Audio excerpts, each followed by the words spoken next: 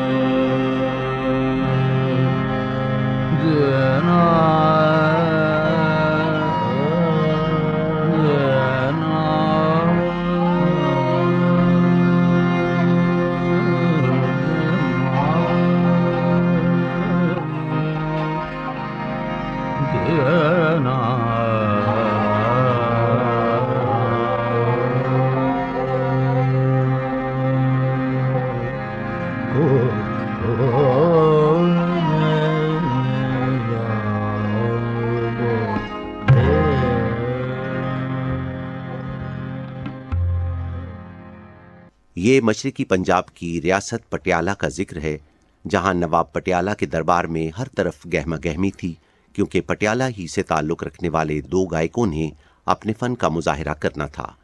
ویسے تو نواب صاحب ہندوستان کے دور دراز علاقوں سے فنکاروں کو بلوا کر ان کا گانا سنتے تھے، لیکن جب بات اپنی ریاست کی ہو تو کیا ہی کہنے۔ تھوڑی دیر میں دونوں گائک آئے اور دربار میں سر کا سماں بند گیا۔ ہر فرد ان کی آواز اور تانوں پر مسحور تھا۔ محفل ختم ہوئی تو نواب صاحب نے دونوں بھائیوں کو انعام و اکرام سے نوازنے کے بعد انہیں موسیقی کے جرنیل اور کرنیل کا لقب دیا، کیونکہ ان کے نزدیک یہ دونوں بھائی اپنے اس فن کے جرنل اور کرنل تھے۔ اس طرح دونوں بھائیوں کو پٹیالہ سمیت پورے ہندوستان میں جرنیل علی خاں اور کرنیل علی خاں کے ناموں سے اتنا یاد کیا گیا کہ لوگ ان کے اصل نام ہی بھول گئے۔ ان دونوں بھائیوں نے مشرقی پنجاب میں اپنی گائکی کے ذریعے راج کیا، اور انہی دونوں نے ہی موسیقی کے اس گھرانے کی بنیاد رکھی جو آج فن کی دنیا میں پٹیالہ گھرانے کے نام سے جانا جاتا ہے۔ جرنیل علی اور کرنیل علی نے اپنا فن اپنی نسلوں میں بھی منتقل کرنا شروع کیا، جس میں جرنیل علی کے پوتے نے ان کی اس وراثت کو اس طرح سنبھالا اور موسیقی کے نئے اسلوب سے آراستہ کیا کہ آج پٹیالہ گھرانے کا نام آتے ہی استاد امانت علی خاں کا نام ذہنوں میں گونجتا ہے۔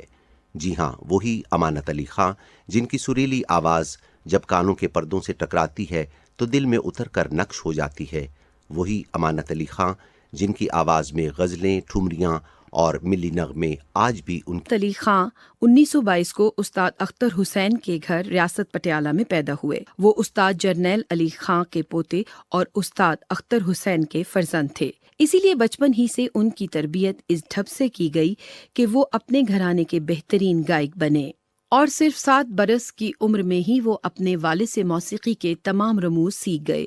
انہوں نے پہلی بار 9 برس کی عمر میں پٹیالہ میں ہی اپنے فن کا مظاہرہ کیا، جس میں عوام نے انہیں سنتے ہی ان کے گلے اور سوز بھری آواز کی تعریف کی۔ یہ وہ زمانہ تھا جب برصغیر سے انگریزوں کا دور ختم ہونے والا تھا، اسی لیے اب روایتی فن نہ صرف دوبارہ فروغ پا رہے تھے بلکہ ان کا جدید اسلوب بھی وضع کیا جا رہا تھا۔ اسی لیے اب موسیقی کے گھرانوں نے بھی اس جانب توجہ دینا شروع کی، اور امانت علی خاں نے بھی اپنی خاندانی اور روایتی اسلوب میں جدتیں پیدا کیں۔ اسی حوالے سے ریڈیو پاکستان کو انٹرویو دیتے ہوئے انہوں نے کہا، اکثر کلاسیکل گانے والے یہ نہیں گاتے جی، مگر مجھے یہ ایک گاڈ گفٹڈ سمجھ لیجیے چیز ہے اور خدا کی دین ہے کہ میں ادھر بھی میرا کچھ ذہن تھوڑا بہت کام کرتا ہے. اس لیے کہ کچھ لوگ یہ سمجھنے لگے ہیں کہ کلاسیکل گانے والا غزل نہیں گا سکتا، حالانکہ ہمارے لیے کچھ بھی یہ چیز نہیں ہے. اس لیے ہم لوگوں نے یہ اپنانے کی جو کلاسیکل گا سکتا ہے وہ غزل بھی گا سکتا ہے، میرا خیال ہے. اور مگر اکثر لوگ نہیں گاتے، مگر میرا دھیان اس طرف ہے، میں گا لیتا ہوں.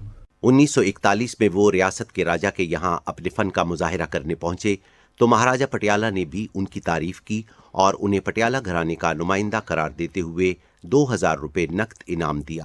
دربار میں اپنے فن کا مظاہرہ کرنے کی وجہ سے ان کی شہرت آل انڈیا ریڈیو دہلی اور دکن تک بھی پہنچ گئی، جو اس وقت فن کا ایک سرچشمہ بن چکا تھا. اسی لیے امانت علی خان بھی دہلی پہنچے، جہاں انہوں نے 3 گھنٹے تک ٹھمریاں اور غزلیں سنائیں. ریڈیو میں اس یادگار پرفارمنس سے استاد امانت علی خان ریڈیو کے پہلے فنکار بنے جنہوں نے مسلسل 3 گھنٹے عوام کو موسیقی سے محظوظ کیا. اس کے بعد لاہور پر وہ 1948 سے ہی مستقل پروگرام کرنے لگے. ان کی آواز میں ریڈیو پروگرام سر شناسی 1955 سے 1958 تک ریڈیو پاکستان لاہور سے باقاعدگی سے نشر ہوتا رہا، جسے حمید نسیم اور یونس حسرت پیش کیا کرتے تھے. امانت علی خان نے اپنی روایتی ٹھمریوں کے ساتھ ساتھ غزلوں پر بھی توجہ دی، کیونکہ عوام اب طویل دورانی کی موسیقی کے بجائے مختصر غزلوں کو ہی پسند کرتے تھے. حامد علی خان استاد امانت علی خان کے بارے میں کہتے ہیں، استاد امانت علی خان میرے بڑے بھائی تھے، اللہ ان کو جنت میں جگہ دے. بہت بڑے فنکار تھے، سب دنیا جانتی ہے اس بات کو. جنہوں نے کلاسیکل تو ان کے گھر کا کام تھا، انہوں نے غزلیں گائیں، صوفی سانگ گائے، پھر دلی نغمے اتنے مقبول ہوئے، ابھی تک زمانہ گا رہا ہے ان کے گائے ہوئے دلی نغموں کو. اور وہ بہت اپنے پاکستان کے ساتھ محبت کرتے تھے. وہ بڑا ان کے ایک جذبہ تھا ان کے اندر اپنے ملک کے لیے. تو اتنے بڑے فنکار تھے. بڑی دیکھیں جو کلاسیکل گائک ہوتے ہیں یہ بہت مشکل سے بنتے ہیں، تو بہت ٹائم لگتا ہے، تب جا کے پھر ایک اچھا گائک بنتا ہے. جن میں استاد امانت علی خان جیسے فنکار بار بار کہیں پیدا ہوتے ہیں، یہ صدیوں میں ایسے لوگ پیدا ہوتے ہیں. تو اللہ ان کو جنت میں جگہ دے. ظاہر ہے ہمارا بھائی صاحب ہے تو ان کا ہر وقت ان کی یاد رہتی ہے، ساری دنیا ہی یاد کرتی ہے ان کو.